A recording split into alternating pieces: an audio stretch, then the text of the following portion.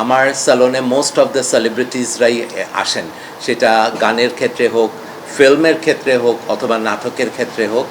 আর ফিল্মের যিনি আছেন নাম্বার ওয়ান, উনি কিন্তু আমার client. Beauty expo organized by BK corporate events, sister concerns of Bluebird events.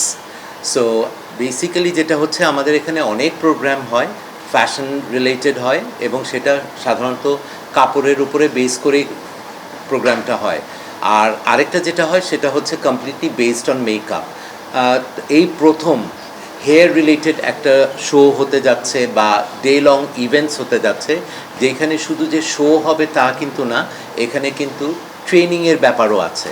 এটা local and international joint venture program এটা হচ্ছে, এবং এখানে ইন্টারন্যাশনালি যারা ওয়েল রেপুটেড এই ধরনের টেকনিশিয়ানস যারা তারা থাকবেন।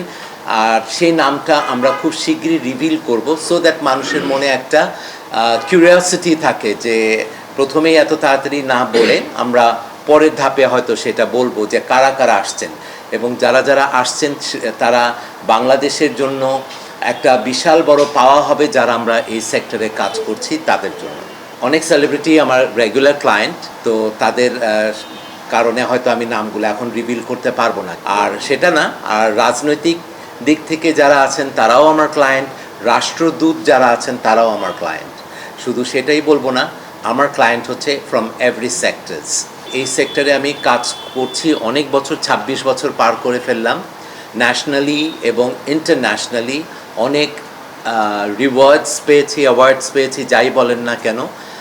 তবে আমার কাছে খুবই ভালো লাগে যখন বাংলাদেশের প্ল্যাটফর্ম থেকে হোক, সেটা অনেক ছোট, কিন্তু সেখান থেকে যখন রিকগনিশনটা আসে সেটা আমার কাছে অনেক বেশি ভালো লাগে। তারপরেও আপনাদের অবগতির জন্য জানাতে চাচ্ছি যে 2019-এর হেয়ার এশিয়াত আমি চ্যাম্পিয়ন ছিলাম পুরা এশিয়াতে, এবং যেটা কিনা হয়েছিল অনুষ্ঠিত আপনার ওয়ার্ল্ড ট্রেড সেন্টার ম্যানিলা, ফিলিপিনে।